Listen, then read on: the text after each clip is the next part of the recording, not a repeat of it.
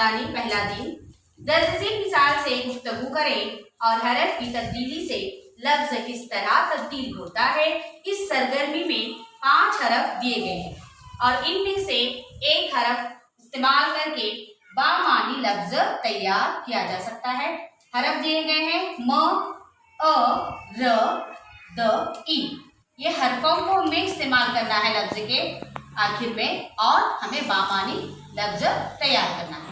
यहाँ जैसे मिसाल के तौर पर आपको दिया गया है सन और हमने इसके आखिर में हरफ इस्तेमाल किया गया है द, तो सन से बामानी लफ्ज बन गया सनद। आओ अहलियत पैदा करें। म, अ, र, द, ई इन हरफों का इस्तेमाल करना। जैसे दस्त, चा और सस्त, यहाँ पर हरफ इस्तेमाल करेंगे।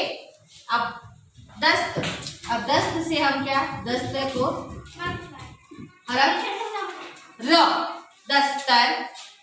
चांद है चा, द आखिर में ई लगाए चांदी।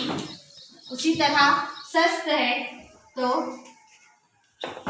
त को अलिफ लगाएंगे तो सस्ता, क्या बन गया सस्ता। यानी र और ई और अलिफ का इस्तेमाल करके हमने बामानी हरफ तैयार किए। आओ मश्क करें। लफ्ज के आखिर में मुनासिब हरफ लगाकर बामानी लफ्ज तैयार करें। आपको मश्क दी गई है अबा, कद, सूद, हर्फ, यानी इन हरफों के आखिर में दिए गए हरफ इस्तेमाल करना है अपनी सलाहियत के हिसाब से।